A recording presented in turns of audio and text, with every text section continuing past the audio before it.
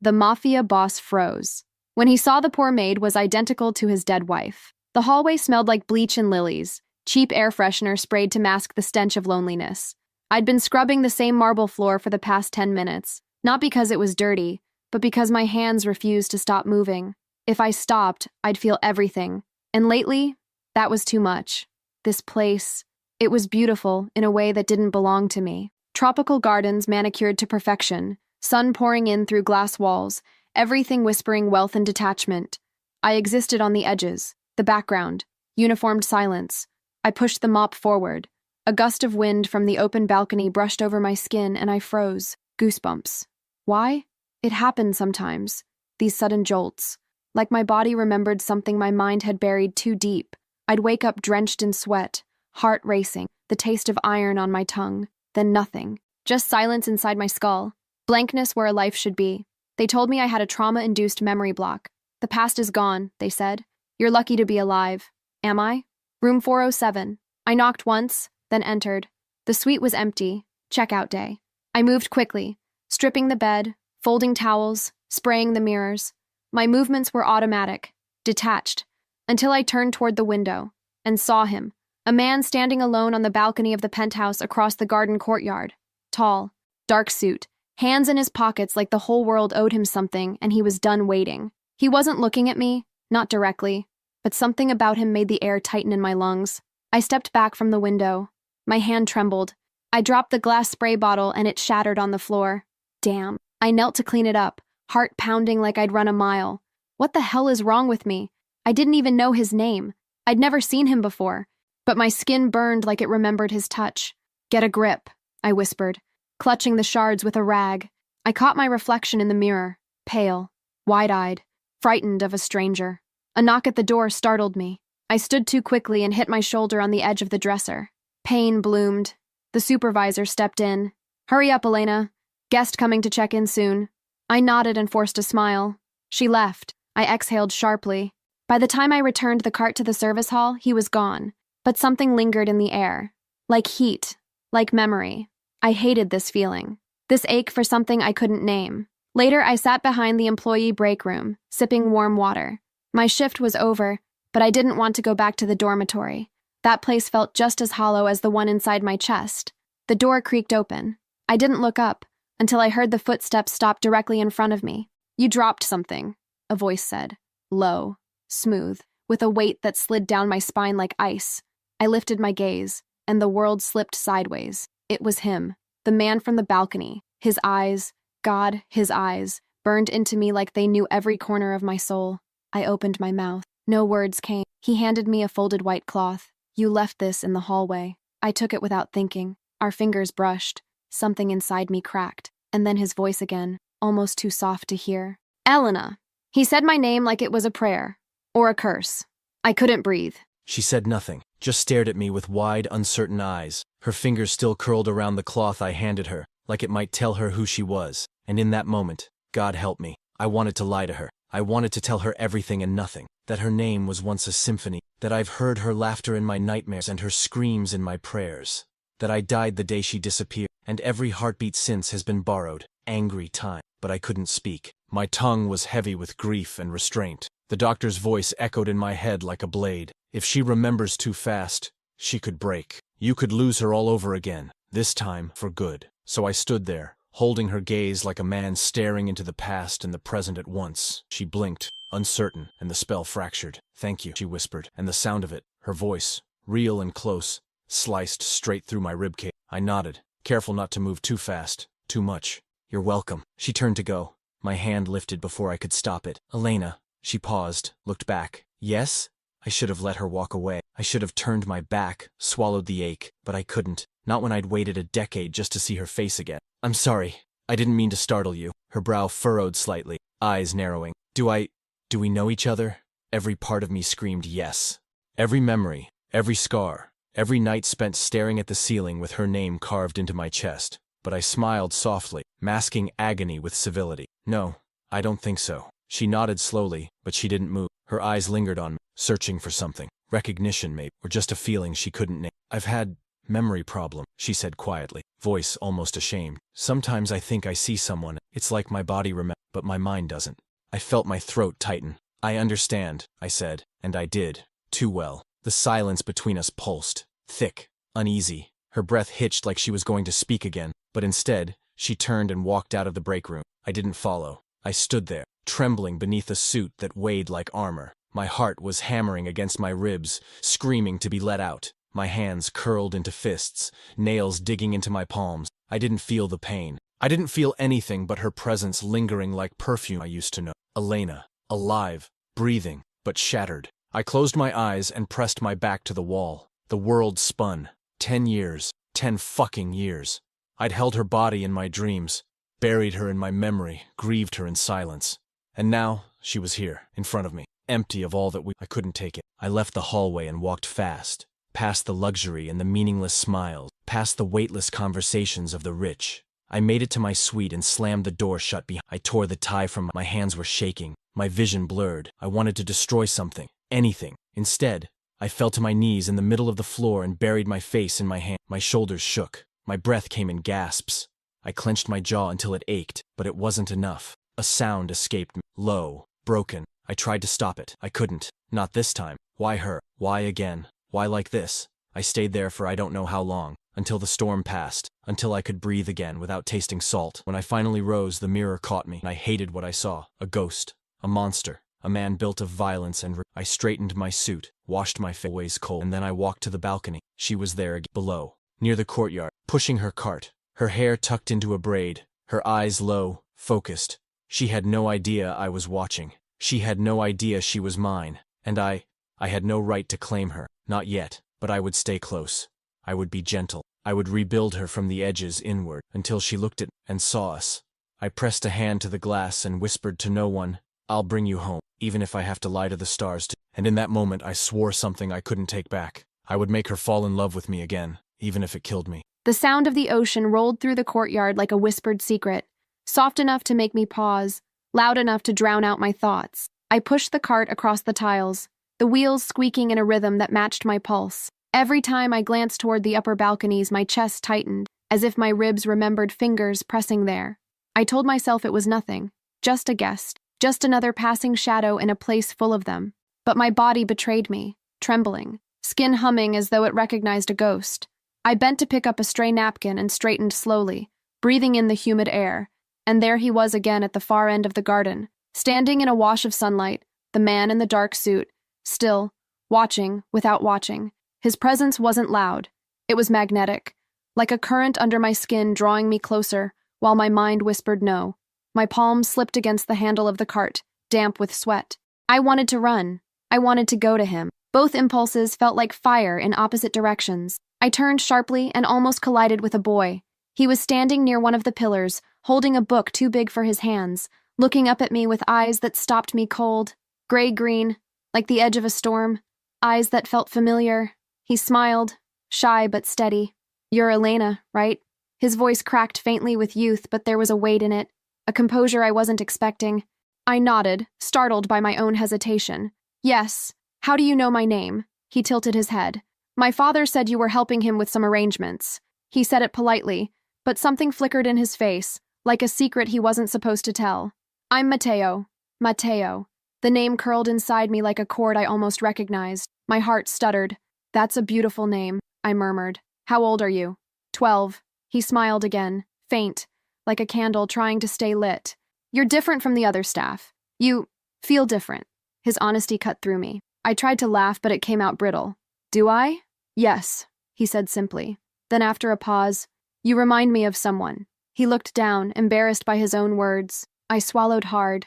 The air between us thickened, as if the garden had closed in. I crouched slightly to meet his eyes, the way you would when a child confides something fragile. "Who do I remind you of?" He hesitated, then whispered, "My mother." The sound of that word slammed into me. Mother. Something inside me lurched like a door unbolting in the dark.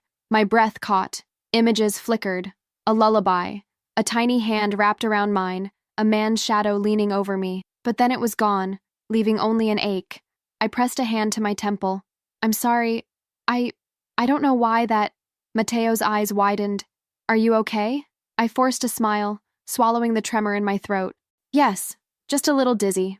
The sun." He reached into his pocket and offered me a small bottle of water without thinking. That small gesture broke me more than anything else. My fingers brushed his when I took it, and for a heartbeat the world tilted. His skin was warm, familiar. Tears pricked the edges of my eyes, but I blinked them back. "Thank you, Matteo." He nodded and glanced over his shoulder. I followed his gaze and saw the man, his father Nico, leaning against a marble column, watching us both. His face unreadable, eyes burning with something too complex to name. The air between us stretched taut like a wire about to snap. I straightened slowly. Matteo stepped back, sensing the current shift. Nico began to walk toward us, his stride unhurried but absolute. My pulse leapt. I couldn't move. The sun caught the edge of his jaw, the slight shadow of stubble, the blackness of his eyes that weren't quite black. When he stopped a few feet away, the world went very still. "You've met my son," he said, voice low, velvet with some edge beneath. "Yes," I managed. My voice sounded small. "He's very polite." Nico's mouth curved faintly, but it wasn't quite a smile. "He gets that from his mother." The way he said mother was a blade wrapped in silk. Something trembled deep inside me. I wanted to step closer, to demand answers, to ask why every word from his mouth felt like it was pulling me back from somewhere dark. Instead, I stood rooted to the tile, staring at him. "I should get back to work," I whispered. His gaze slid over me, not crude, but consuming. "Take a break. It's too hot out here." It sounded like a command disguised as kindness. I shook my head, gripping the handle of the cart. "I can't." A pause. The corners of his eyes softened. He leaned in, not enough to touch, just close enough that I could feel the warmth of him, the scent of something dark and clean that made my knees weaken. His voice dropped to a murmur only I could hear.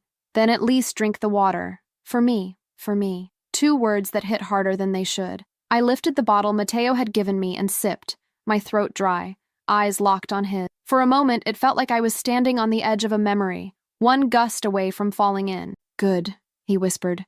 "Take care of yourself." Then, as if the moment never happened, he straightened and placed a hand on Matteo's shoulder, guiding the boy away. But his eyes stayed on me until they turned the corner, leaving me trembling in the courtyard, clutching the bottle like a lifeline, wondering why my heart was beating so hard it hurt to breathe. She looked at me like she was drowning in something she didn't understand, and I was the undertow pulling her under. Not violent, not forceful, just inevitable. That look, it tore at something inside me I'd stitched shut years ago. I watched her disappear around the corner, her hands gripping the cart like it was the only solid thing in her world, and I knew I had crossed a line by even speaking to her, but I couldn't stop. I couldn't keep my distance. Every breath she took felt like it was borrowed from mine. I returned to the suite, closed the door behind me, and leaned back against it, the silence pressing down like a weight. Matteo sat on the couch, legs folded, pretending to read, but he was watching me. He always did. Too perceptive for his age, too quiet. He was a boy raised by a ghost of a man. "She's nice," he said softly, without looking up. "She smells like jasmine." I closed my eyes for a second too long. Of course she did. That scent haunted my memory like a melody I could never stop hearing. "Yes," I said, my voice thin. "She is." Matteo hesitated, then added, "She looked at me like she knew me." For a second, I sat across from him, elbows on my knees, staring at the floor. She might have, somewhere, deep. But she doesn't remember, right? I looked at him, my son, my blood, his mother's eyes. I wanted to lie, to protect him, but he'd grown up without lullabies and soft truths. I owed him honesty, even if it came wrapped in pain. "No, she doesn't remember anything, not yet." Matteo was silent for a long time. Then, barely audible, "Will she?" I didn't answer, because I didn't know, and because saying "I hope so" out loud might break me. Later, I stood alone on the balcony again. Below, the pool glittered in the last gold of the afternoon sun. The breeze carried laughter from distant guests, the clink of glasses, the buzz of a world I didn't care to join. I lit a cigarette, something I hadn't done in years. The taste was bitter and sharp, but it grounded me, reminded me I was still here, still waiting. My phone buzzed in my pocket. I answered without looking. "Speak." A pause. Then Dr. Ishikawa's voice, calm and clinical. "She's stable, still showing signs of dissociative memory loss. No changes. No new episodes?" I asked, flicking ash over the balcony. "None reported. But her proximity to you, it's accelerating something." "I'd advise distance," I laughed, low and humorless. "You think I haven't tried that?" "I think you're playing with a loaded weapon," he said, tone clipped. "She's emotionally fragile. Pushing her—" "I'm not pushing her," I snapped. "I'm breathing near her. That's all I'm doing. She won't survive another collapse like the last one, Nico." I didn't respond, because he was right, and because the silence hurt less than agreeing. I ended the call, stared out into the burnished sky, and I made a choice. The next morning, I called the resort's concierge and arranged for her shift to be redirected to me. Officially, she was assigned to a VIP guest who required personal assistance with daily tasks: laundry, room preparation, organization. It wasn't unusual. No one questioned it. When she knocked at my suite's door 3 hours later, I took a breath so deep it hurt my lungs. Then I opened it. She stood there, hands clasped in front of her, eyes wide but guarded. Her uniform was crisp, but there was a nervous energy in her posture, as if she was bracing for something unnamed. "You asked for help?" she said, voice even but quiet. I stepped back, letting her. "Yes, thank you for coming." She moved carefully, eyes scanning the space as if mapping out escape routes. I watched her take in the room, the windows, the balcony, the silence. "You live here?" I asked, almost surprised. "For now," I replied, watching the way the light touched her face. She turned toward me, arms folded unconsciously across her chest. "What do you need done?" "Everything. I need you to remember how you used to touch me without hesitation. I need you to laugh like you once did when the world was only up. I need you to look at me and know me." But I said, "The closet's a mess. I could use help sorting things." She nodded and moved past me. Her shoulder brushed mine, a soft, unintentional touch, but I felt it like lightning. She didn't seem to know. Or maybe she did, and hid it better than I ever could. I followed her in silence as she stepped into the bedroom. She paused at the doorway. "It smells like tobacco." I looked down, half smiling. "Bad habit. Old ghost." She didn't smile back, but her voice softened. "It suits you. Somehow." Her words landed heavier than she realized. I watched her begin to fold a shirt, her fingers delicate, precise. For a moment, I forgot to breathe. "Do I make you uncomfortable?" I asked. Her hands stilled. She looked up slowly, eyes meeting mine with a steadiness that surprised me. "No," she said. "That's the problem." I took one step closer, not enough to touch, but enough to feel the shift in the air between us. "Why is that a problem?" She swallowed. "Because I don't know you, but my body reacts like it does." I held her gaze. "Maybe it remembers something your mind doesn't." She blinked, visibly shaken. "That scares me." "I would never hurt you," I said, voice low, certain. "Not in this life. Not in any." Her breath hitched. She looked away. I should keep working, but she didn't move, and I didn't step back. The silence wrapped around us again, thick as velvet, and somewhere in that stillness, I knew something was breaking loose inside her, something deeper than memory, something older than fear, and I was not going to stop it. He stood too close, not enough to touch, but enough that I could feel him, like heat through fabric, like breath against skin. I wasn't supposed to be aware of things like that. Not anymore. Not after everything I'd forgotten. But my body knew him, not by name, not by logic, by instinct. And that was the most terrifying part. I could hear his breathing, controlled but deep, and mine was trying to match it, to steady itself against the weight of his presence. I didn't look at him. I couldn't. If I did, I might fall into something I wasn't ready to remember.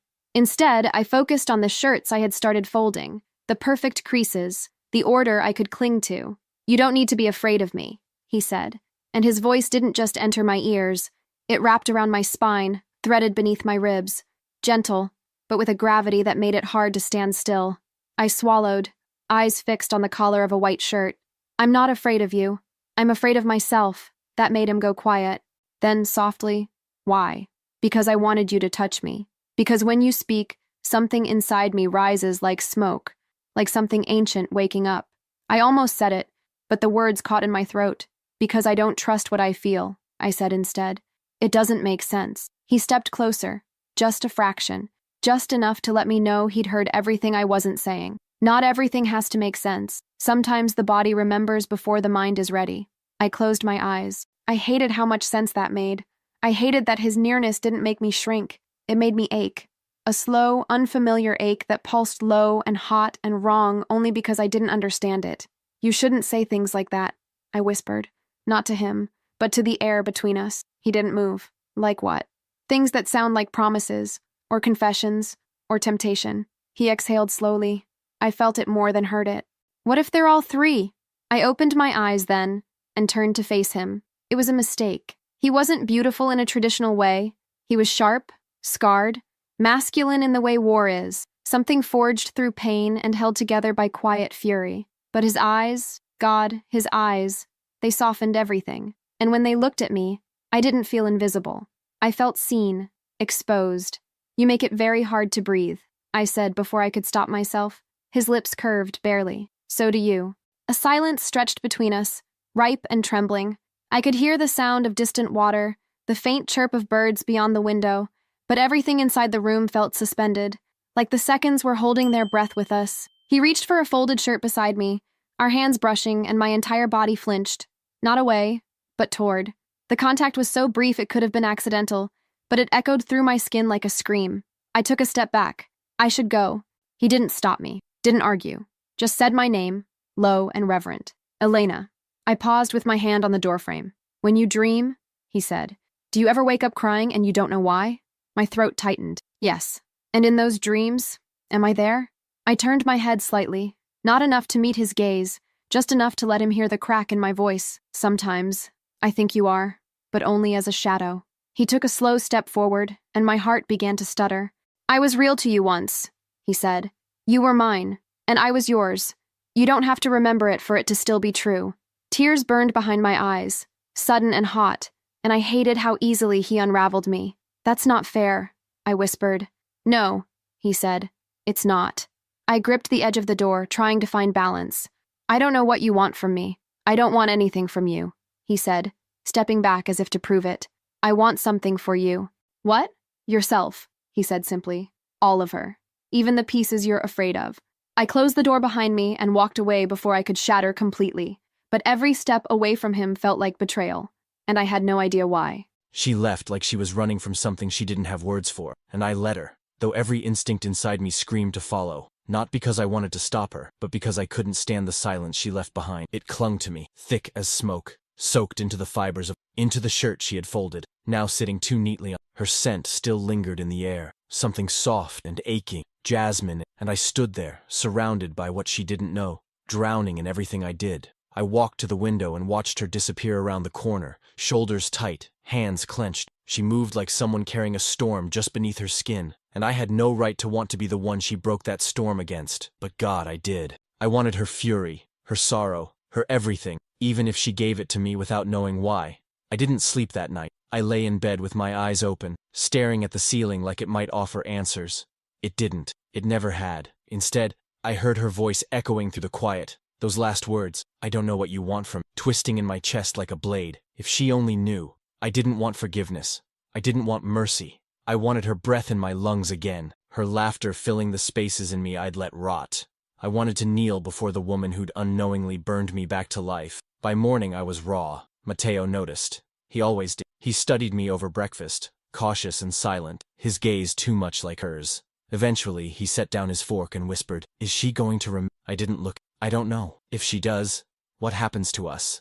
That broke something I wasn't ready to know. I reached across the table and wrapped my fingers around his wrist, firm but gentle. "You are everything. Nothing she remembers could change that. Do you understand me?" He nodded, eyes shining, but I wasn't sure he believed me. I wasn't sure I believed myself. Later, I found myself standing in the corridor outside the staff quarters. I told myself I was just passing through, but my pulse betrayed me. When the door opened and she stepped into the hallway, our eyes locked and everything stilled. She looked at me with hesitation, carved into every angle of her face, but she didn't look away. "I wasn't expecting to see you," she said softly. "I wasn't expecting to come," I replied just as softly, but I couldn't stay away. She folded her arms, not defensive, just uncertain. "Is this how you always are with strangers?" I stepped closer. "Only with the ones I can't stop remembering." She exhaled, sharp, like she didn't know whether to be flattered or afraid. "This isn't normal." "No," I agreed. "It's not. You make me feel like I'm missing something vital, like I forgot something important, and the world won't make sense until I find it again." "You did," I said, voice low, reverent. "You forgot yourself." She blinked. Her mouth parted slightly, then closed. I watched her swallow hard. "I dream about hands," she whispered, holding me, anchoring, "but I never see the face." I didn't move. I couldn't. If I did, I might ruin it. "Do you think that's you?" she asked, eyes searching mine, vulnerable and unsteady. "I think your heart knows me better than your mind does right now." She let out a breath that wasn't quite a laugh, wasn't quite a sob. "That's the most dangerous thing anyone's ever said to me. I don't want to be dangerous to you." "Then what do you want to be?" I stepped forward, close enough that she could feel the warmth of, but not touching. Never. My hands trembled with the restraint. "I want to be the silence that comforts you when the world is too loud. I want to be the scent that calms you when your skin won't stop shaking. I want to be the hands you reach for when the lights go out. Not because you're afraid, but because you remember they never let you fall." She stared at me like she couldn't breathe, like she didn't want to. "I don't know who I am," she whispered. "But I do," I said. "And I'll hold that truth for both of us." until you're ready. Her lips parted, a breath, a tremor, a question without voice. I wanted to kiss her, not out of lust, out of grief, out of reverence. But I didn't. I just stood there, memorizing the way her eyes shimmered like they were seconds from rain, and I told myself I could wait, even if it killed me. I told myself I wouldn't go near him again, that I'd stay away, keep the space intact, let the air cool, but it was a lie before it left my lips. I woke up with his voice in my ears, velvet and shadowed, whispering promises he hadn't quite made. My fingers trembled as I dressed, like my body already knew something would happen today, something that would tilt me off balance again. I avoided the mirror. I didn't want to see what I'd become under his gaze. I didn't want to notice the flush that had no name, or the way my eyes searched for something I shouldn't want. He didn't touch me. He never touched me. But somehow I still felt him, in my dreams, in the space between blinks, in the silence that followed every word he left behind. The sun was thick in the sky when I found myself assigned to his room again. Coincidence, they said. It didn't feel like one. My heart thudded in my chest as I walked the hallway, echoing with the rhythm of my hesitation. I had every reason to turn around, and not a single one strong enough to stop me. The door opened before I knocked. He was already there, waiting, like he'd heard me coming from miles away. "You're early," he said, voice quiet, unreadable. "I could say the same," I replied, trying to steady my breath, trying not to look at his mouth when he smiled just a little. He stepped aside, and I moved past him, careful not to brush against him, though every nerve screamed to close the distance. The room was warm, scented with leather and coffee, and something that had become unmistakably his. I moved toward the closet without instruction, pretending to look for order in linen when all I wanted was to escape the weight of his gaze. But I felt it, every time it landed, like heat through fabric, like memory through bone. "There's something I want to show you," he said. I turned slowly. "What is it?" He walked to the desk, opened a drawer, pulled something out. A small box, no larger than his palm, dark wood, smooth edges, worn by time and touch. He held it in both hands, as if it mattered, as if it was fragile. "I found this years ago," he said, "but it was never mine to keep." He opened it, revealing a silver pendant inside. The design was delicate, floral, intricate, old. I didn't recognize it. But the moment I saw it, my lungs forgot how to work. Something surged, sudden, sharp, like light through cracks. My knees weakened, but I didn't fall. I couldn't take my eyes off it. "Why does that feel like it belongs to me?" "Because it does," he said. No hesitation, no apology. I stared at it, something deep and hot rising in my throat, panic or knowing. I couldn't tell. I shook my head, slowly once. I don't remember." "You don't have to," he said, voice low, almost reverent. "Not yet." Tears burned behind my eyes, and I hated them. Hated the way they made me feel like a child in the face of something I couldn't name. "I'm sorry," I whispered, backing away. "I can't do this." He set the box down, didn't follow. "Elena? I'm not her," I said, not sure who I was denying. Him, myself, the thing breaking inside me. He stepped forward, just once. "You are. Even if you don't remember, even if you never do, you are still her, and I still see you." I pressed my hand to my chest like it could keep me from falling apart. "It hurts," I said. "Why does it hurt so much?" "Because love doesn't die just because memory does." The silence after those words was unbearable. And then there was a sound, soft, like fabric shifting. I looked down and realized I'd been holding the pendant. I didn't remember reaching for it, but there it was in my hand, trembling, familiar, a flash, laughter, sunlight, his voice calling my name in a field of gold. Gone again. I gasped and nearly dropped it, but he caught my wrist gently, not to trap me, to steady me. Our eyes met, and in his, I saw something so deep, so raw, it unraveled every defense I had left. "I don't know who I am," I whispered. His fingers brushed the back of my hand, slow, reverent. "Then let me help you find her." The way he said it wasn't a plea, it was a vow.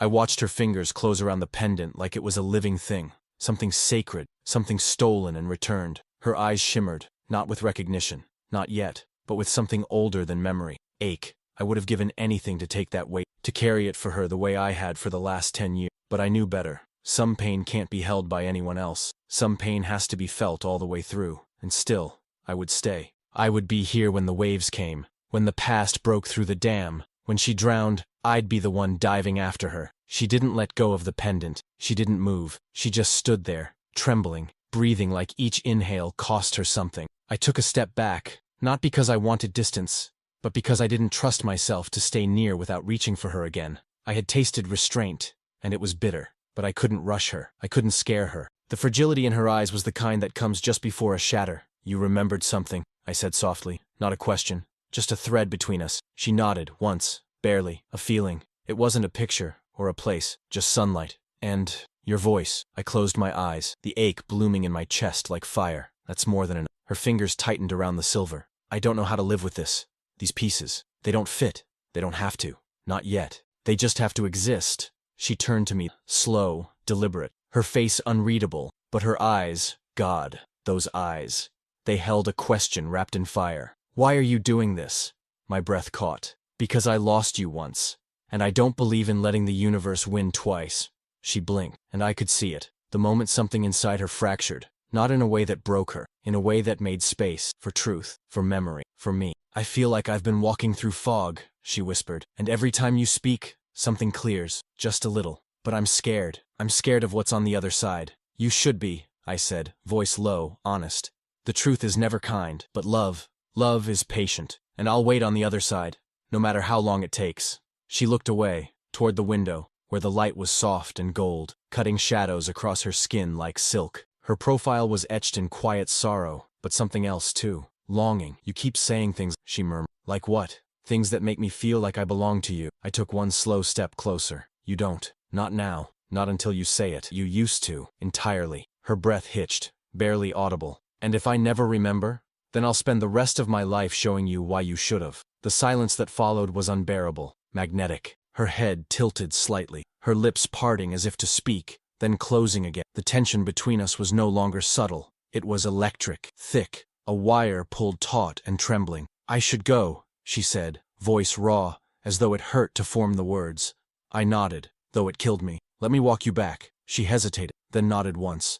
The walk through the halls was quiet, our steps echoing, our shadows long. She didn't speak, and I didn't force anything into the silence. Sometimes silence tells you everything. At her door, she turned. No goodbye. No thank you. Just those eyes, wide and uncertain, holding galaxies of things she couldn't yet name. I don't understand you, she said. I'm not asking you to. Then what are you asking? For one thing, stepping close, voice low enough to vibrate between us. Don't run from the way your body responds to me. It's not betrayal, it's memory. Deep, physical memory. That's yours, not mine. I didn't put it there. You did, before. She stared at me, lips parted, breath shallow. I'm scared, she whispered. So am I. She opened the door without a word, slipped inside, and this time, I let her go. But the echo of her pulse followed me down the hall, and in that rhythm, I heard it again. The beginning. All over again. I locked the door behind me with trembling fingers, as if the lock could keep his voice out, as if anything could. It was still in my ears, dark and low, threading under my skin like heat I couldn't shake. I leaned against the wall and let myself slide to the floor, legs folding beneath me, forehead resting against my knees. My heart hadn't stopped racing since I left him. Not once. Like it remembered something I didn't, something dangerous and beautiful and utterly consuming. I could still feel where his breath had brushed my cheek, the warmth of it, the restraint in his voice when he said, "That's yours, not mine. You put it there." That shouldn't have meant anything, but it felt like everything. It felt like a match striking inside a locked room. I curled my fingers into the fabric of my uniform, trying to find something solid to hold on to, but nothing felt real. Not the floor beneath me, not the breath in my lungs, not the echo of his presence inside my chest. I'd been living in fragments for so long. Pieces, shadows, sensations without source. Now they were beginning to stir, to pulse, to sharpen, and they all led to him. When I finally stood, the mirror caught me. I looked like someone who'd just survived a storm, and maybe I had. My eyes were too wide, my skin too flushed, my mouth too unsure. I touched my lips like I could feel his name pressed against them. I didn't even know his name. Not really. Just the way he said mine. Like it had once been holy. That night, sleep didn't come. I paced the room, restless and hot, every breath stretching tight under my ribs. Every sound from the hallway made my pulse jump. I thought about knocking on his door, just to see, just to hear his voice again. I didn't. I couldn't. But the wanting didn't stop. It never softened. When I finally drifted into sleep, It came in pieces, shattered and strange. I was standing in a hallway, long and endless, dimly lit. Doors lined the walls, all of them closed, but I could hear something behind them. Whispers, cries, laughter, and something else. Something wet, something cruel. I walked, barefoot, the floor cold beneath me. One door pulsed with warmth. I stopped, reached for the handle. My fingers brushed the wood, and pain exploded behind my eyes. Voices, screaming, a woman sobbing, a man's voice begging, "Please, please, not her. Take me, not her." The sound of fists, chains, a baby crying far away. I gasped awake, drenched in sweat, heart slamming against my ribs. The room was dark, but it felt full, like something had followed me back from the dream. I pressed my hand to my chest and sobbed once, sharp and raw, before I could stop it. It wouldn't stop. My breath fractured, my vision blurred. My body shook as if I was being torn open from the inside. I couldn't breathe. I couldn't think. I curled into myself on the bed, pressing my face into the sheets like they could silence the storm. And then, I heard his voice, not in the dream, in the room. "Elena!" A door slammed. Footsteps, arms around me. "I'm here," he whispered, holding me like I was made of glass and fire. "I've got you. You're safe. You're safe." I didn't question how he got in. I didn't care. I clung to him, fists twisted in his shirt, sobbing into his chest like I would never stop. His hands moved over my back in slow, sure circles, grounding me, guiding me back piece by broken piece. "You were in the dream," I choked. "You were screaming. You said not her. You begged." His breath caught, just once, barely. "I meant it." "What happened to me?" I gasped. "Why does it feel like I'm not supposed to remember?" He held me tighter. "Because remembering might break you, but forgetting already has." I didn't answer. I couldn't. The pain was too loud, the past too near. So I let him hold me, let him whisper things in a language older than words. Let him breathe with me until the pieces started to slow. And somewhere between one heartbeat and the next, I realized his arms didn't feel unfamiliar. They felt like home. She shattered in my arms. Not quietly, not neatly. It wasn't a graceful unraveling. It was raw and violent and holy, and I held her through it. I didn't flinch. I didn't breathe. I just anchored myself to her breaking, let her sob against my chest like her ribs were trying to spill out through her skin, like her soul was clawing its way free of whatever prison it had been locked in. Every sound she made felt like a blade in my gut, but I welcomed all of it, because it was real, because it was hers. I whispered her name again and again, not like a mantra, like a prayer, like a memory, like a promise.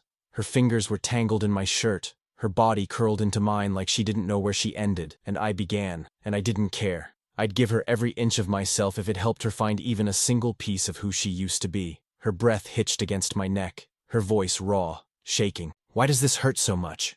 I pulled her closer, resting my forehead against her temple. "Because you've been silent for too long, and silence is the cruelest kind of scream." She didn't speak, just held on to me like she'd fall through the earth if she let go, and I didn't move. I would have stayed like for hours, days. My body, my arms, but eventually breathing slow and the trembling softened. I felt her muscles begin to release. She was still curled into me, but softer, quieter. I could feel exhaustion bleeding into her limb. "I'm sorry," she murmured. "No," I said immediately. "Don't you dare apologize." She shifted slightly, just enough to pull back and look at me. Her eyes were red and wet and beautiful, more beautiful than I remembered, because now they carried the storm, and I knew what it cost her to let me see it. "You didn't have to come," she said, voice small. I brushed a strand of damp hair from her cheek. "Careful, reverent. I felt you breaking. Nothing could have kept me away." A silence stretched, thick and humming, and I felt her eyes trace over my face like she was memorizing me, or searching me, or both. "You feel like someone I should hate," she said, "but I don't." My breath stilled. "Why would you hate me?" "I don't know," she whispered. "That's the worst part. My body trusts you. My mind doesn't know why. And somewhere in between, I feel like I'm on fire." I exhaled slowly. "You're not wrong. There was pain. Between us. Around us. But not because of us. Not because of what we were." She leaned into my touch, eyes fluttering closed. "What were we?" "Everything. My beginning. My undoing. My only reason for surviving."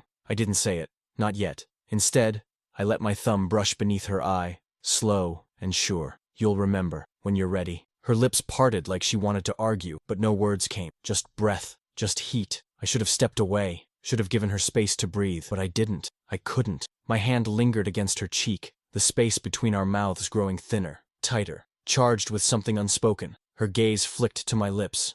Mine took. She leaned in first. Just barely, but it was enough. My hand slid to the back of her, guiding, not forcing. Her skin burned beneath my fingertip. She tilted her head, and our mouths hovered. Close. Trembling. Wanting. But not touching. Not yet. The tension between us was its own kind of kiss. I shouldn't, she breathed. I won't ask you to, I whispered. But I didn't move. Neither did she. And then, like the world cracked open between us, her lips brushed mine. Not a kiss. A question. One I answered without sound. My mouth met hers in a whisper of heat. In a slow, aching glide that held more restraint than any man should be capable. I didn't devour. I remembered. I tasted grief and longing, and something unbearably soft blooming beneath all the scars. She pulled back first, breathless, eyes wide with panic and wonder. Don't say anything, I murmured, fingers still resting in her. Not tonight. Just feel it. She nodded once, barely, and then she laid her head on my chest again, and I held her while the storm passed. His kiss didn't steal anything from me. It didn't demand or rush or force its way in. It waited. It listened. It let me decide. And maybe that's what undid me most. How he held his breath against mine like he was begging the silence between us not to shatter. I had expected heat, chaos, maybe even fear.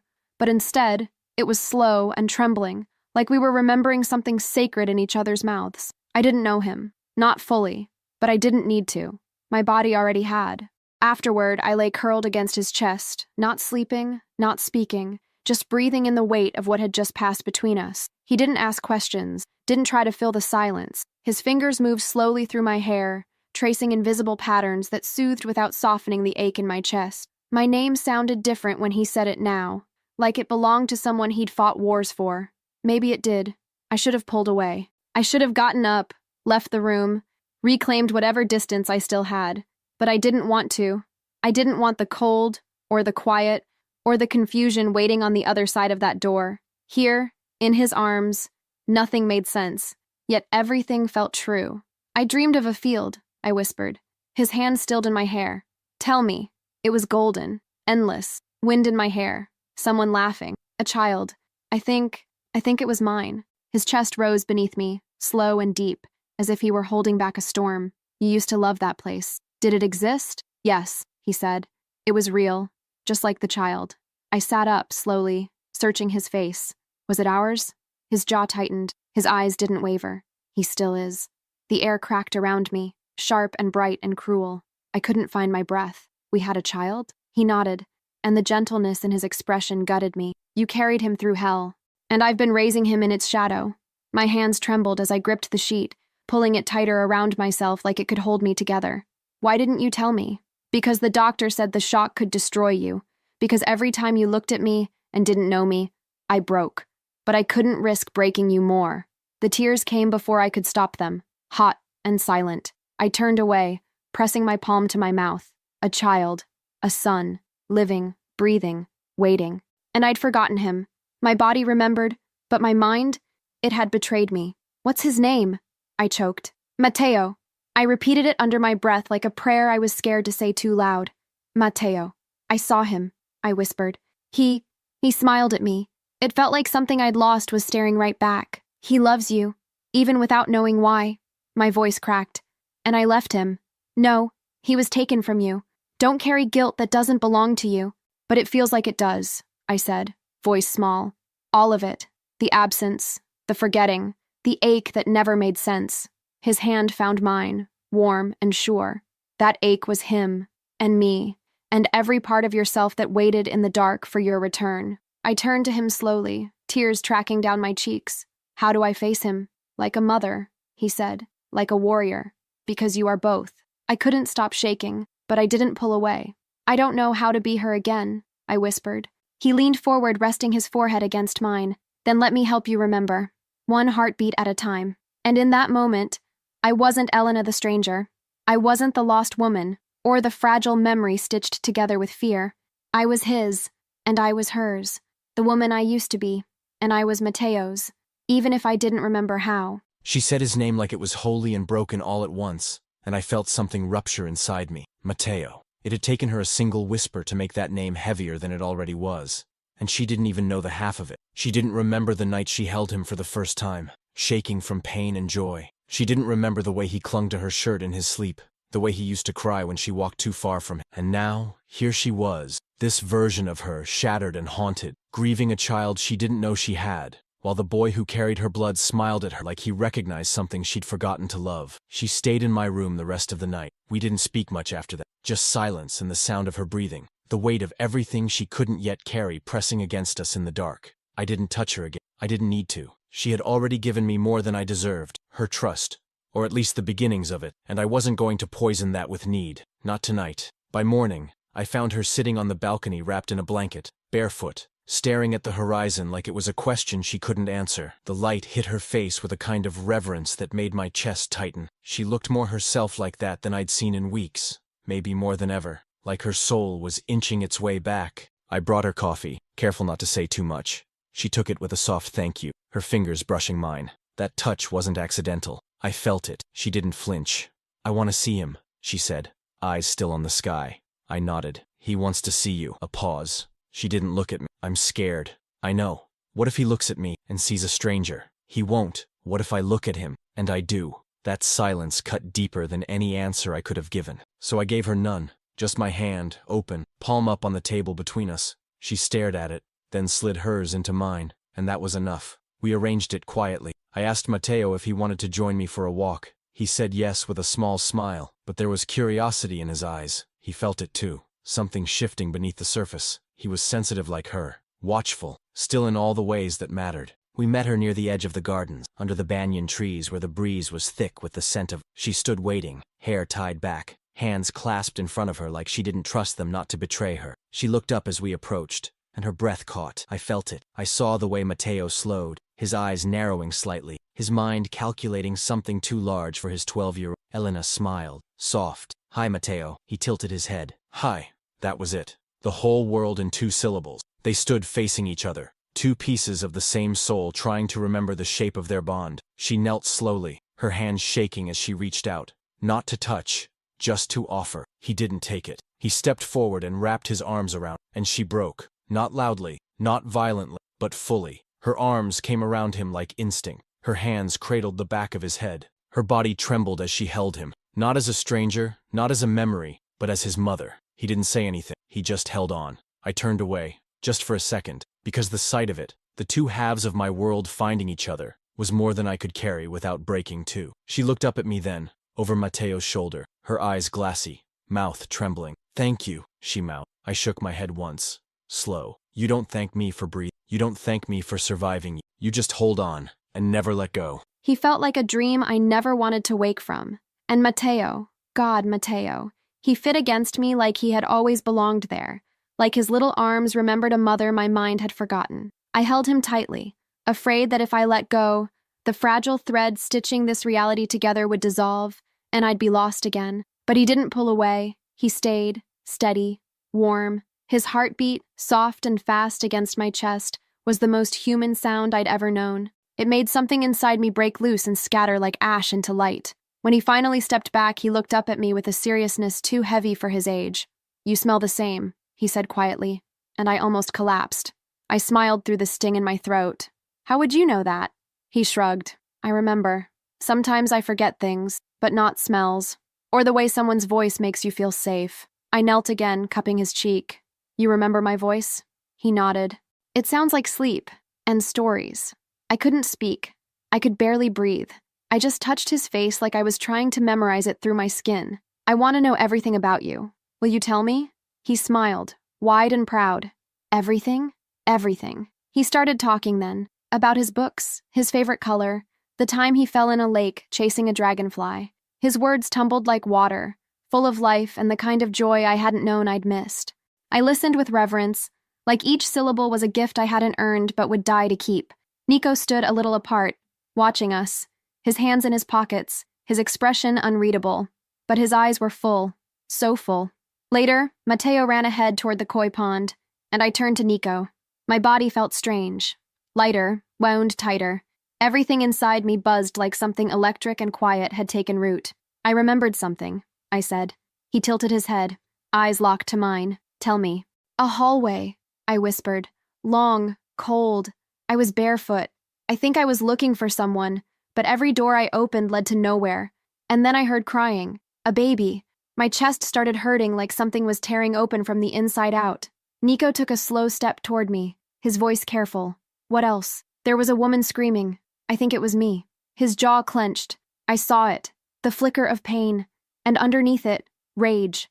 I reached out, touching his chest like I was anchoring myself. I don't know what it means. I do, he said. But not tonight. I nodded. Not tonight. The wind picked up. A gust pushed through the trees, rustling the leaves in a way that felt like a warning, or a memory. Nico's eyes scanned the perimeter of the garden, always watching, always calculating. He looked down at me then, voice low and tight. We need to leave soon. This place isn't safe anymore. Because of me? No. His answer was sharp, immediate. Because they'll come for what they think I love most. I felt the blood drain from my face. Me? He didn't answer. He didn't have to. I looked toward Mateo. Does he know? Only what he needs to. I stepped closer, my voice barely air. And what do I need to know? Nico reached out and touched the side of my face, slow, aching. That I will burn this world to the ground before I let them take anything from you again. His words didn't scare me. They settled, heavy, final. I believed him. I believed every brutal promise etched into the quiet between his breaths. I'm not strong enough yet, I whispered. You don't have to be, he said. That's what I'm here for. But something inside me shifted then. A fire beginning, slow, sure, because I didn't want to be protected forever. I wanted to remember. I wanted to fight. I wanted to be the woman they couldn't destroy. And somewhere deep inside me, she was waking up. I saw it. The shift. The quiet flare behind her eyes that hadn't been there before. The fear was still there, yes. But beneath it, something stronger was waking. Resolve, fire. The woman I'd buried with my fists and bled for with my silence. She was rising. And God help anyone who thought they could touch her now. But time was slipping. We were too exposed. Too still. Stillness was death, and I had lingered for Mateo, for the flicker of something close to peace. But peace doesn't last when the ghosts are still breathing. And the men who took her, they weren't done. I could feel it in the way the air moved, too quiet, like the jungle just before a predator pounces. I didn't tell her everything, not the full truth, not the names, the blood, the betrayal. She wasn't ready, or maybe I wasn't. Because once I said it out loud, there'd be no turning back. Once I gave her the names of the men who shattered her, she'd remember how it felt to break. And I wasn't sure I could watch that happen again. Still, I had to move. We had to move. I found her in my room later that night, standing at the window in one of my shirts, her bare legs bathed in moonlight. My breath caught. It wasn't about desire, not only. It was reverence. She looked like something holy and damaged and sacred. Her fingers were laced around a mug she wasn't drinking from. Her shoulders were tense, drawn up like she was listening for something no one else could hear. Are you going to tell me the rest? She asked without turning. I stepped inside, closing the door behind me. You already know it. You just don't want to hear it yet. I think I do. I moved to her slowly, stopped a breath away. Her hair was slightly damp, her skin still warm from the bath. I wanted to touch her, but didn't. She had to come to me now. Her voice dropped, almost fragile. Was I given away? No. I said it like a vow. You were stolen. Her body flinched, just slightly, like some part of her had expected it and still couldn't bear it. By who? Men I used to call brothers. She turned to face me then, eyes darker than I'd ever seen them. Why? Because you made me human, I said. And they hated me. She stared at me, breath unsteady. Did they touch me? I clenched my fists at my sides. No. A pause. Not in the way you're asking. But they hurt you, in ways I can't begin to undo. Her hands reached for me then, slow, certain, and pressed against my chest. Don't lie to protect me. I wouldn't. Not about this. Her throat worked. How did I get away? You escaped, I whispered. You crawled through fire to find your way out. But you were so far gone by then. They left you with nothing. No name, no past, just scars. Her voice cracked. And you found me? I never stopped looking. Silence pulsed between us, thick as smoke. Her fingers curled into my shirt, and her body leaned into mine, not needing to be told. She came to me like gravity, like inevitability. I wrapped my arms around her, crushed her to me with a force I didn't bother softening. She could take it now. She wanted to. She needed to feel unbreakable. I want to remember, she said against my throat. All of it. Even if it kills me. I pulled back just enough to see her eyes. It won't kill, but it'll change me. It already has. She kissed me first this time. Not soft, not shy. It was possession. It was reclamation. Her mouth was heat and fury and memory. My hands slid down her back, gripping her like she might vanish again if I let go. She broke the kiss with a gasp, her forehead resting against mine. Take me away from here. I already planned to. When? Now. She smiled then. Not wide, not bright, but sharp. Good. Because the woman I fell in love with wasn't just light, she was flame, and flame doesn't beg, it burns. I didn't wait for morning. I didn't wait for logic to wake up and convince me to stay. I packed the silence into a small bag, wrapped my name in his shirt, and walked out of the only life I knew into the arms of a man I couldn't remember but had always belonged to. There was no grand escape, no slammed doors or shouted goodbyes, just breath and decision. The quiet kind of leaving that means you'll never return as who you were. He drove in silence, hand resting on the gear shift, fingers flexing every few minutes like they ached not being wrapped around me. The road was dark, winding, lined with trees that watched like witnesses. I kept glancing at him, his profile under the moonlight, the tight line of his jaw, the way he didn't look at me unless I made him, like he was afraid, like if he did, he'd lose control. I reached for his hand. He took mine without hesitation. It was warm, familiar, devastating. Neither of us spoke until we reached the safe house, hidden, silent, blanketed in mist and distance. It didn't smell like danger. It smelled like pine and stone and something old, something forgotten. The door closed behind us with a soft finality. He turned to me, waited. I stepped into him, not because I was cold, because I was ready. He kissed me like he'd been holding back for centuries, like he'd memorized the shape of my mouth and was reminding me how it used to fit. His hands didn't wander, they anchored. His lips didn't ask, they remembered. And when he pulled back, breath ragged, eyes wild, I didn't let him speak. I whispered, "I want you to make me feel like her." He froze, not with shock, with reverence. "Elena," I pressed my fingers to his lips, not out of pity, not to fix anything, just remind me what it felt like to be alive in someone's arms. He exhaled slowly, forehead falling to mine. "Then let me worship you." He didn't undress me like I was fragile. He peeled me open like truth, every layer exposed with intention, with care, with a hunger so deep it felt like grief. I didn't close my eyes. I wanted to see him see me, and he did. Every inch, every scar, every breath I took like it was stolen back from the dark. His mouth mapped my body like he'd carved it from memory, like he'd built it with his hands once, and had been lost without it since. He asked nothing. He took nothing. He gave me back to myself, one aching touch at a time. When he moved inside me, it wasn't sex. It was resurrection. I cried and didn't hide it. He whispered my name like it was salvation. And when we collapsed together, shaking and undone, I buried my face in his neck and whispered, "I remember you." His arms went still. Then they crushed me to him, and I felt him break, not with sound, with breath, and the way he kissed my hair like he was thanking something holy. I didn't tell him what I remembered. Not yet, but the image was clear. Blood, chains, a scream, my own, and his voice, ripped from his throat, my name, over and over, like a weapon, like a prayer. They had taken me, but he had come for me, and now I was coming back. She said it so quietly I almost missed it. "I remember you." And just like that, the world tilted. Not with fireworks, not with a scream, but with the hush of a soul returning to its body. I held her tighter, afraid that if I let go, even for a second, she'd slip through my fingers again. But she didn't. She stayed, wrapped around me like breath, her skin still warm with the echo of what we just shared, her heartbeat a wild, reverent drum against my chest. And I stayed still, memorizing the way it felt to have her reel in my arms. Not a ghost, not a dream, but mine. I didn't ask what she remembered. I didn't need to. The way her voice cracked when she said it, the way her lips trembled after, I knew it wasn't just light that had come back to her. It was pain, and she wasn't ready to lay it down yet, so I didn't press. I just held her, like her body was an answer I'd waited a decade to hear. Eventually she pulled away, just far enough to look at me. Her eyes were raw, rimmed with the kind of truth that strips you clean. "I remember pieces," she said. "Flashes, the cold, the chains, your voice."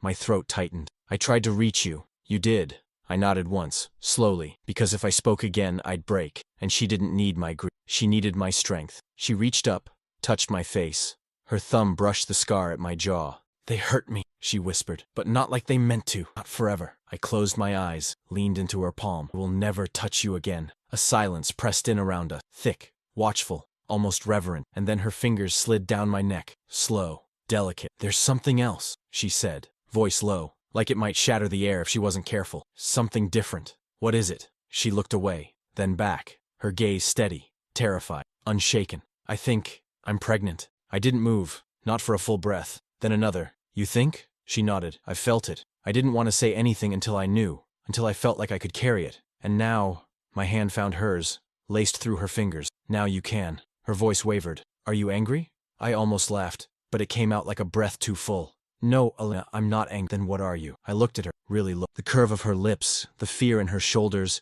the softness that was starting to return to her mouth. I saw it all, and I let it burn through me. I'm honored, I said. She blinked. I'm terrified, I added. She smiled, barely. Good. Me too. I pulled her into me again, slower this time, not to possess, but to promise.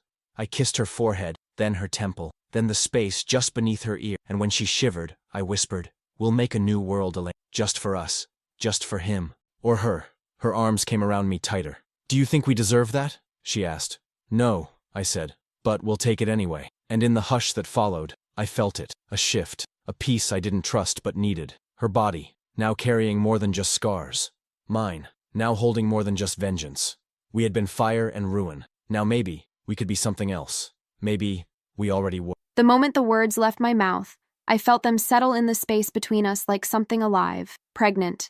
The air shifted, not with fear, not with regret, but with the weight of what we had already survived. I watched his face as he held it, my truth, like something sacred, like it hadn't broken him but rebuilt him in one breath. He didn't smile. He didn't fall to his knees. He just looked at me the way only he ever had, like I was both fire and something meant to be kept warm in his hands. His silence told me everything, and still, I couldn't stop trembling, because even in the safety of his arms, I remembered what it felt like to be powerless. I remembered their hands, their voices, their hunger, and now, inside me, a new heartbeat, innocent, unasked for, unwarned, but wanted. God, how I wanted it. He held me like I was already cradling something more than myself, his palm splayed over my lower stomach as if to shield what hadn't yet shown. I didn't move. I didn't breathe. My skin burned where he touched, not from desire, but devotion, and something deeper, something that terrified me, hope. I closed my eyes and whispered, what if I'm not ready? He didn't flinch. Then we wait. And if waiting isn't enough, then I'll carry you through it. His voice didn't shake. His body didn't tense. He was all stillness and promise. And for the first time in years, I wanted to believe someone. I wanted to let belief stitch itself back into my bones. But the memories were louder now. Not just flashes, images, screams, the sound of my own voice begging, a locked room, a camera in the corner, my wrists in leather straps, the metal taste of silence, and always his name caught behind my teeth, but never reaching my lips, because I didn't want them to know. I didn't want them to use it against me. I kept him safe by forgetting him, until now. I pulled away, suddenly breathless, pressing the back of my hand to my mouth. I need air. He didn't stop me, didn't chase me, just said, don't run too far. I stepped outside into the chill of early dawn, barefoot on cold stone, wrapping his shirt tighter around me like armor. The trees were still, the sky beginning to bruise with color, and for a moment, everything felt possible. Then I heard it, a crack, not of wood, of bone, and I turned just as a shadow moved between the trees. I froze. The air thickened. The past pressed up against the present like a knife between my ribs. Another shadow. Then a voice. Faint. Male. Unmistakable. Did you think we wouldn't find you, Bella? My blood iced. I stepped backward, heart thundering, throat closing, and I whispered his name. Only one name now. Not the man in the trees. The one inside. Nico. The one I remembered. The one who would kill for me. And this time, I wouldn't beg in silence.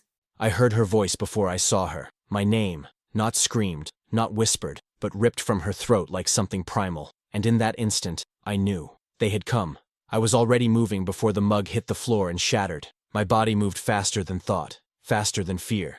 Because fear had no place in me, only fury, only the animal. I tore through the door and into the cold, barefoot like it meant nothing. The air slicing against my skin like a reminder I was alive for one reason, to kill anything that touched what was mine. She was there, bare-legged, backlit by the rising sun, eyes locked on the trees like she saw ghosts and remembered their name. Her body was frozen, but her voice had cut through the earth to get to me, and that was all I needed. I followed her gaze. The shadows moved, 2 of them. I didn't count breaths. I didn't think strategy. I moved. She whispered, Nico, again. This time less panic, more plea, and I didn't turn to answer. I was already pulling her behind me, one arm locking her against my back, the other pulling the gun from under the chair beside the door where I'd left it hours ago, just in case. This was the case. One shot rang out from the trees. It missed, on purpose, a warning. My jaw flexed. Cowards. Elena, I said without looking, get inside. Lock the door. Do not open it until I come back. I'm not leaving you. You're not. I turned to her then, eyes blazing. You're trusting me. She nodded once, but her fingers lingered on my wrist.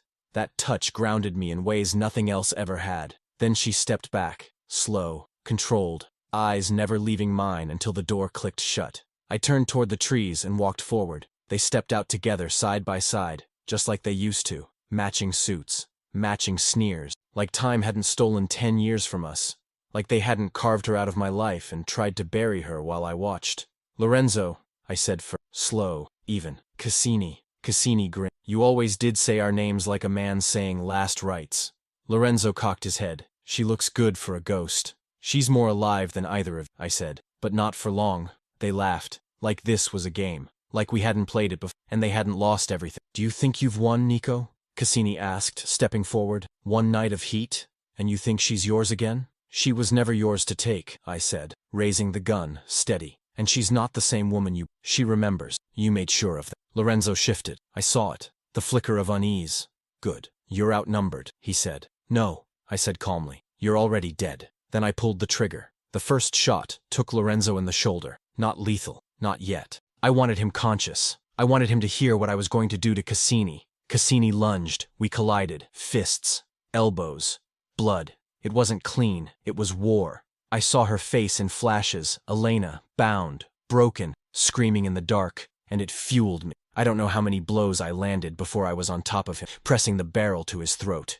He spat blood. You think killing me brings her peace? No, I said, pressing harder. But it brings me silence. And then I pulled the trigger. The sound cracked through the trees. Final. I stood, chest heaving, and turned to see Lorenzo crawling away. I walked over, crouched beside him. You'll live, I said, but you'll never forget what it felt like to be spared by the man you tried to destroy. He looked up, bleeding, shaking. Why? Because she wouldn't want me to. Then I turned and walked back to the house. Back to her. Back to the only thing I had left to protect with whatever soul I had left. The gunshot rang like thunder through my bones. It wasn't fear I felt. It was knowing.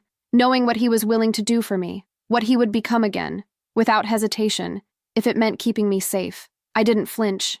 I didn't move. I just pressed my back to the door. Eyes closed. Palms flat against the wood like it could tether me to something steady. But everything inside me was already spinning. The woman I had been, before the silence, before the stolen years, she would have begged him to spare them. She would have fought him, screamed, clung to the softness in him, and begged it not to fade.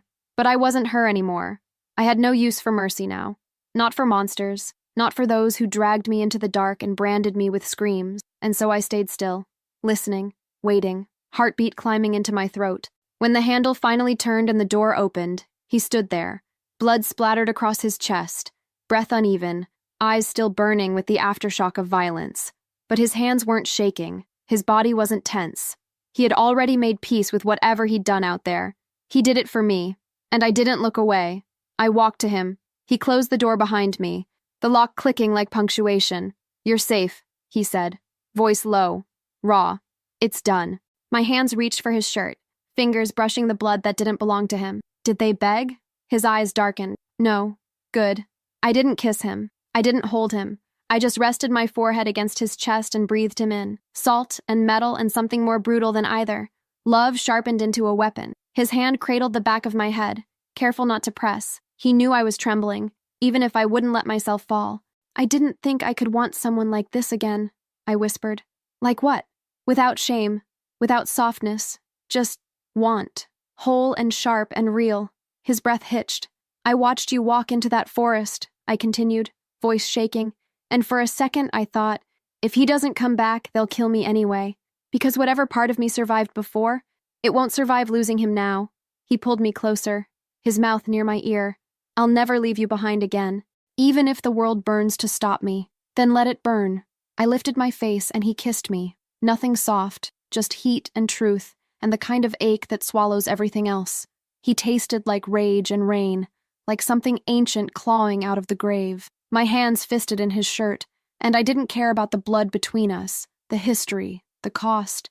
I just needed to feel him alive and near and mine. He pressed me against the wall, the wood cool at my back, his body all heat and ruin. But when he looked at me, it wasn't lust.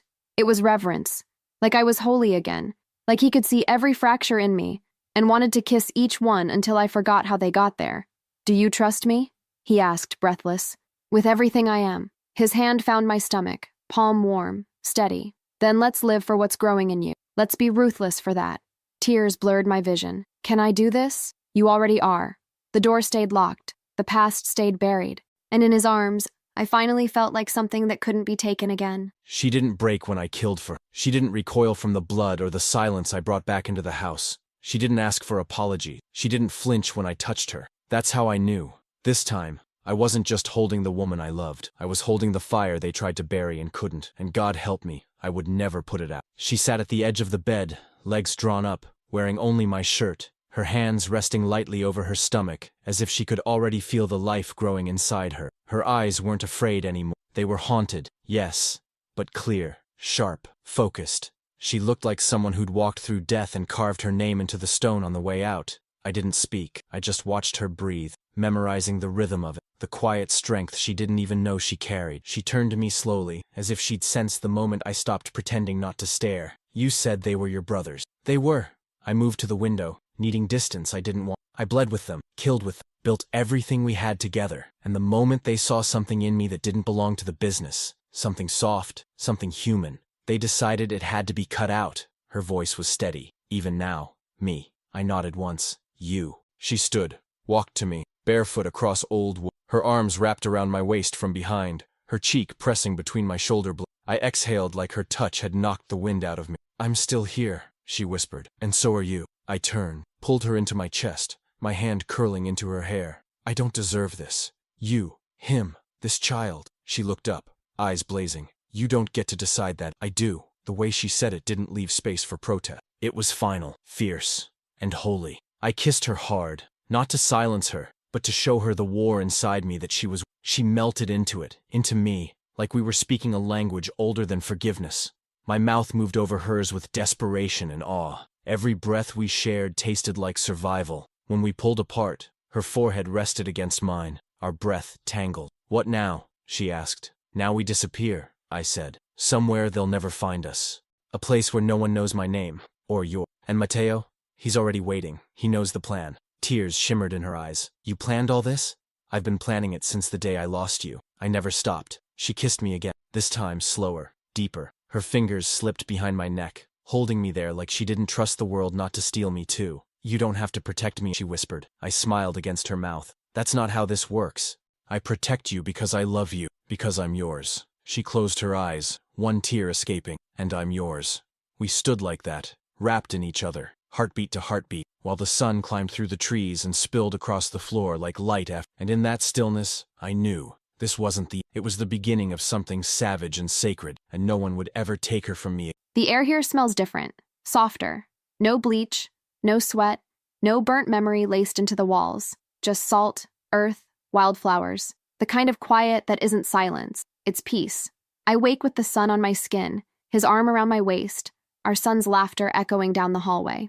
For the first time in years, I don't brace myself before opening my eyes. I don't reach for pain before reaching for breath. I let the morning take me gently, without fear. And it feels like something close to being whole. I sit up slowly, my hand moving to my stomach. The swell there still startles me sometimes, like my body isn't mine yet. But she's real. I feel her.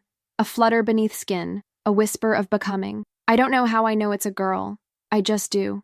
The same way I knew Mateo the moment I touched him. The same way I knew Nico before I remembered his name. Some things are born deeper than memory. He's already making coffee. I hear the low hum of his voice, speaking to Mateo about books, about breakfast, about nothing at all. And my heart aches with the beauty of it. This man, who once held death in his hands, now holding a spatula and a 12-year-old's attention, like it's the most sacred thing he's ever done. Maybe it is. I walk into the kitchen barefoot, wearing nothing but his old t-shirt, and the scent of him clinging to my skin. He looks up, and the way his eyes change when they land on me, it still undoes me. Still sets something ancient and molten spinning low in my belly. Not desire, not only. It's deeper.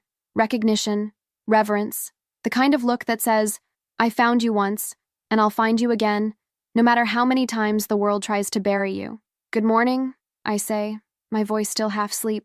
Morning, he answers, soft and low, like the word was made only for me. Mateo grins, a smear of jam across his cheek. Papa says you used to burn toast. I raise an eyebrow.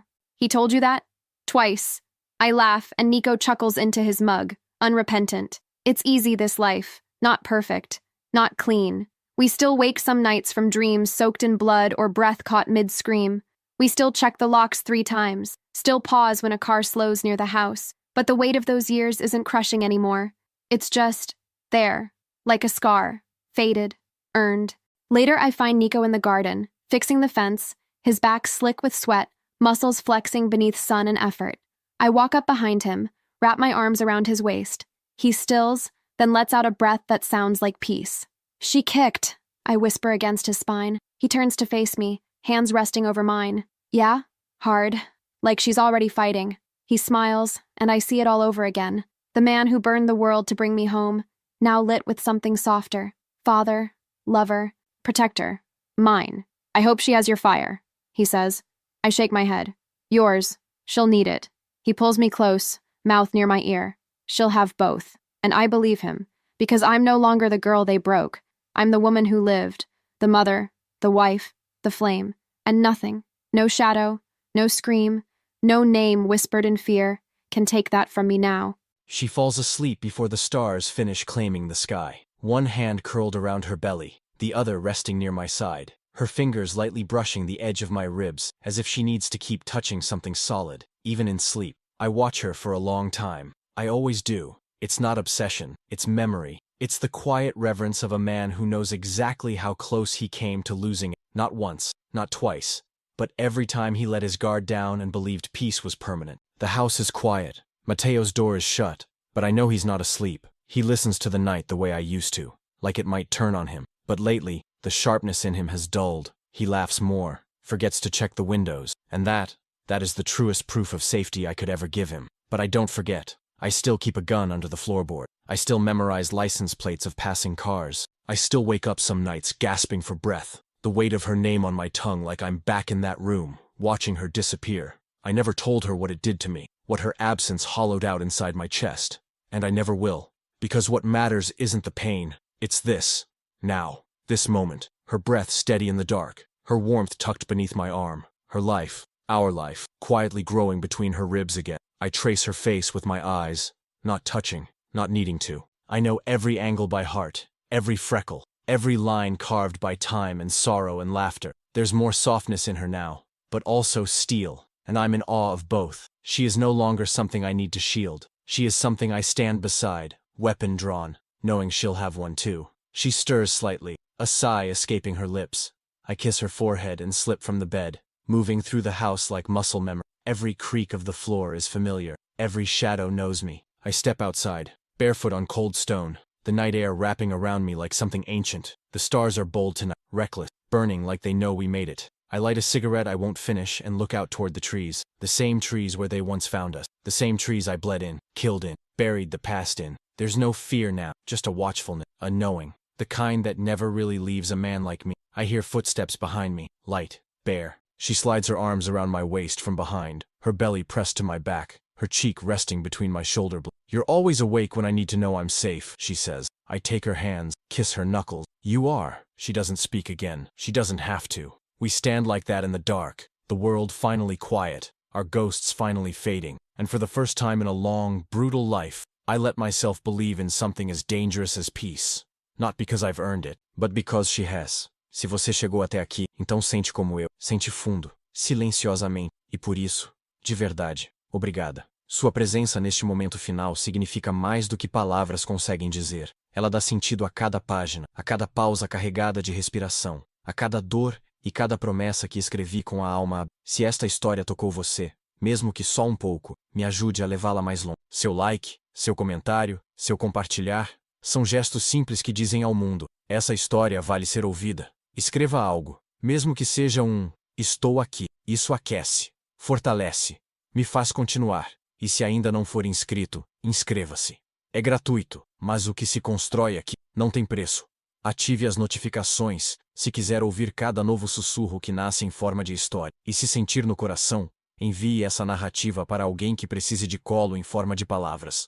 No fim das contas, é isso que fazemos. Espalhamos amor num mundo que às vezes esquece como se ama. Obrigada por sentir comigo e que você se sinta sempre, sempre em casa.